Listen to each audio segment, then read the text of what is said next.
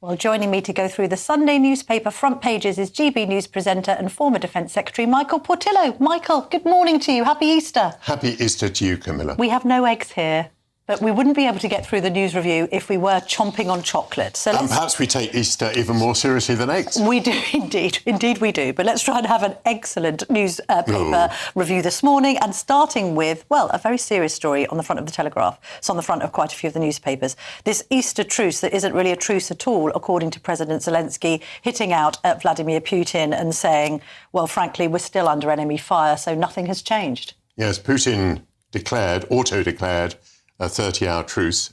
It seems, certainly from the Ukrainian reports, that no such truce occurred. What struck me about this was, does Putin really think that Trump is so naive that he would be swayed by this, that he would be convinced or impressed by this non-30-hour truce? It's pretty worrying if this is the sort of thing that is going to reassure Trump. I mean, the latest position, as you know, is that Trump is saying that really he's about to give up on the peace talks. This seems to have prompted Putin to come in and make this offer of a truce. I wonder also whether we're being rather naive. I mean, why is so much news coverage being given to Putin declaring this truce, which we all know is not a truce? It's not a truce. We all know it to be an entirely cynical move, and yet he has achieved global publicity with it, propaganda with it. But you were asking whether Putin thinks that Trump is naive. Do you think Trump is naive? I mean, I'm afraid I do. The president seems to be running rings around the US president. I'm afraid I do. I think China's running rings around President Trump as well. There are people who are still holding out the hope of saying this is all some marvellous master plan and you'll see the next twist in the plot. But I don't see it at all. And, he's meant to be this great deal maker. He gave away everything to Putin initially, made it clear that he thought that Putin could hold on to his gains, put all the pressure on Zelensky, cut off for a few hours at least support to the Ukrainians. So, no, I don't think he's being clever at all. I think he is pretty naive. And the question now must be whether Trump can pull it back. I mean, could he reverse policy? Could he now give better and more arms to Ukraine in order to put pressure on Putin? That would be the only thing that Putin would understand. But what do you make of this taking a pass, very American phrase, isn't it, on the peace talks? What's that meant to mean? It's meant to mean that he breaks his election pledge, which was to get this sorted in 24 hours. Now he's saying if he doesn't see movement within his first 100 days, he's going to give up on it.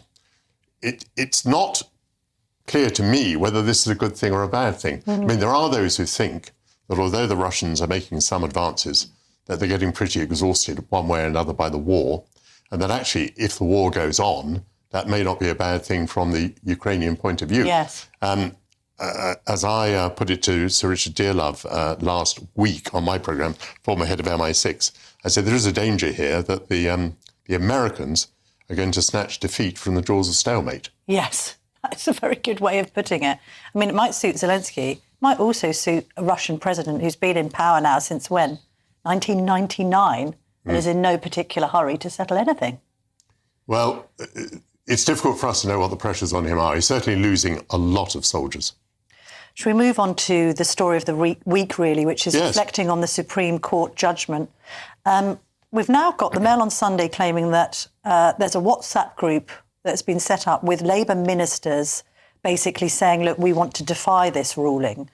We don't want to go along with... I mean, what's your interpretation of the ruling, first of all, Michael? I'm not going to offer you an interpretation of the ruling. I mean, the ruling seems to be very important and people are going to have to work out its implications. Yes. I mean, as you said a moment ago, it seemed pretty evident to most of us that a woman was a biological woman, but a lot of people have been acting as though that were not the case.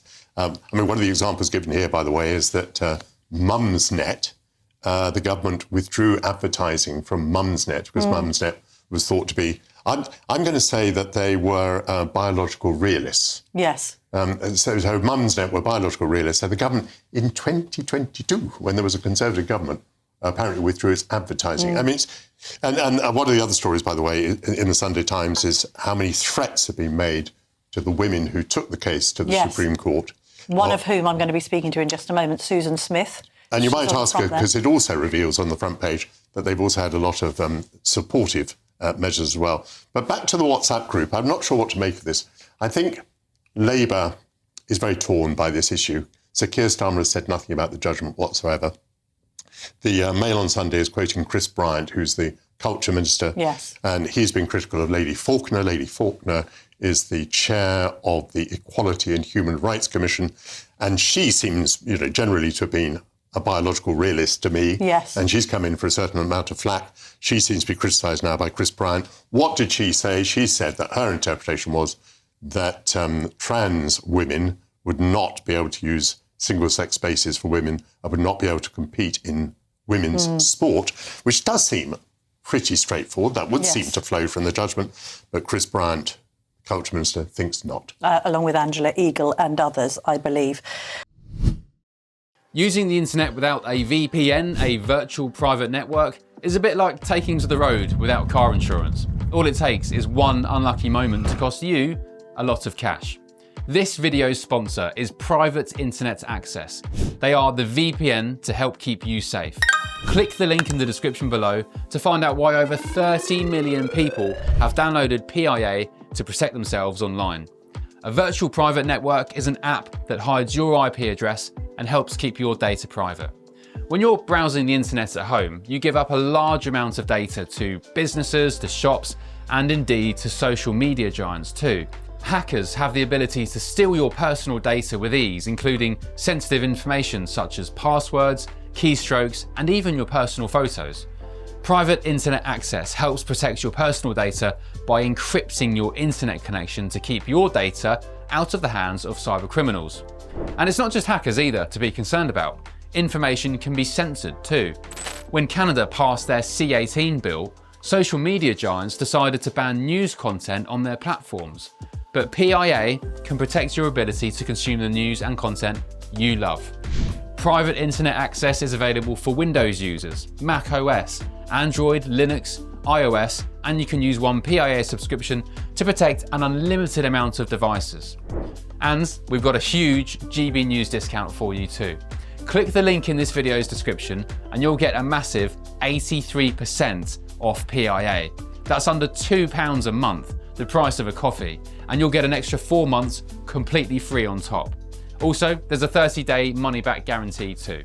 Visit piavpn.com/GB News to start protecting yourself digitally today. Let's move on to an interview that the Sunday Times has done with Nigel Farage, and the positioning of it is quite interesting. It's obviously in response to British Steel. It reminds us that Farage back in the day was a metals trader and so knows the industry quite well. But what interested me about it, Michael, and I don't know what you think with your former Tory hat on, the positioning of Reform as now the party of the worker. It's quite J.D. Vancian, this idea that Farage would be supporting both nationalisation and reindustrialisation.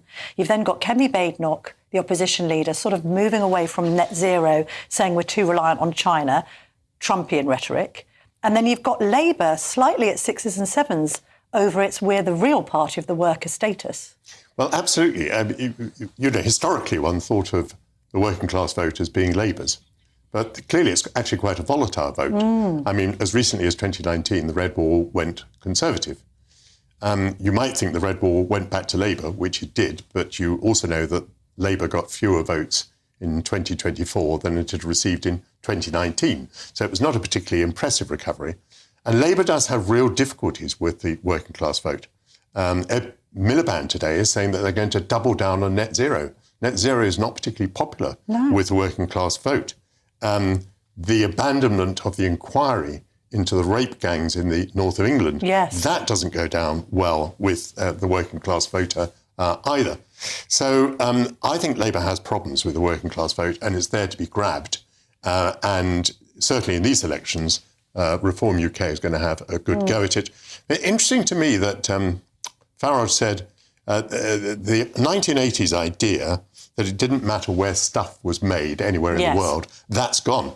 1980s idea, actually, of course, that was a period of Thatcher government. Well, indeed. So he's actually attacking that Thatcherite period. Obviously, his view is that idea, or that interpretation of globalisation, it doesn't matter where you make things, He thinks that's now unpopular, and he is asserting that there are certain things that have to be made in Britain, and that's pretty Trumpian. But is it right to continue to criticise that aspect of Thatcher's premiership, this idea of deindustrialising, not replacing industries with newer industries and leaving mining and other towns behind? Is it right to go back to criticising Margaret Thatcher? I think it's a bit old hat. I'm not sure that many people either want to debate it or remember it.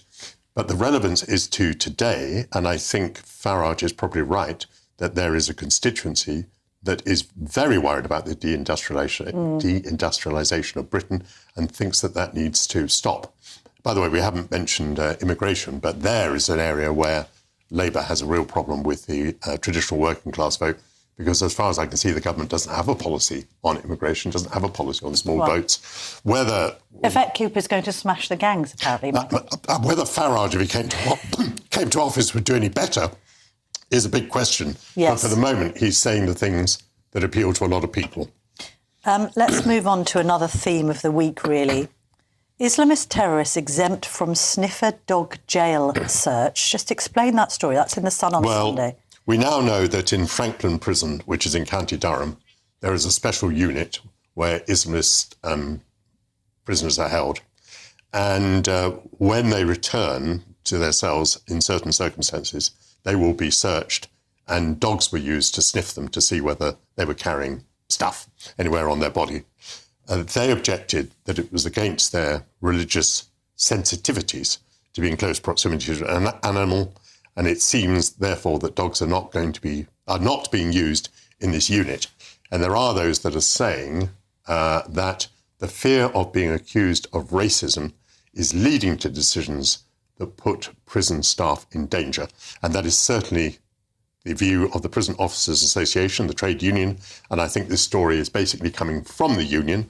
I'm not usually a huge fan of trade unions, but I do think that it appears that our security staff, our prison officers, are being left almost defenceless when they're in a special unit which is full of extremely dangerous convicted people. Yes, and of course this is reflecting as well on that case at HMP Franklin with Hashem Abidi, the brother of the Manchester Arena bomber, having thrown cooking oil and stabbed 3 different prison officers.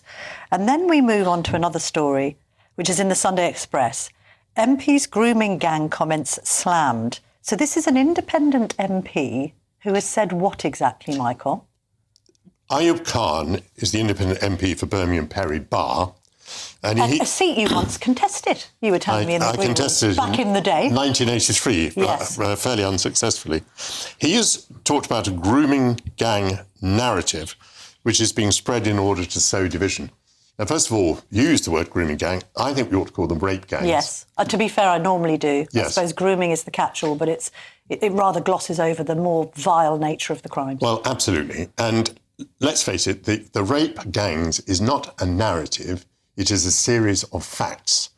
And we don't actually know enough of those facts because although a number of men were convicted of terrible crimes, the government has withdrawn any idea of having an inquiry into how widespread this was, and in particular, what was the institutional and governmental response to these crimes. But Ayub Khan is saying that the grooming gang narrative is being spread in order to sow division.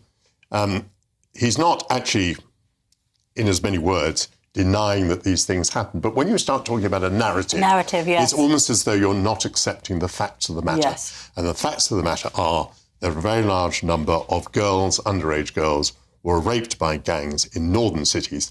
Some of them are now doing time, quite rightly, but we suspect that the problem was more widespread. But our suspicions cannot be proved or disproven because the government won't hold an inquiry. Would you have held an inquiry if you had that decision in office? Well, actually, it's maybe rather inconsistent. I think inquiries are generally a waste of time. They take a very long time and governments ignore their findings when they turn out. What I would like to see is a government determined to take action, to say the policies of the police, the policies of the local authorities were clearly wrong and they have to be completely changed. Yeah, maybe just some accountability would be in order at this point. That would be a nice starting point.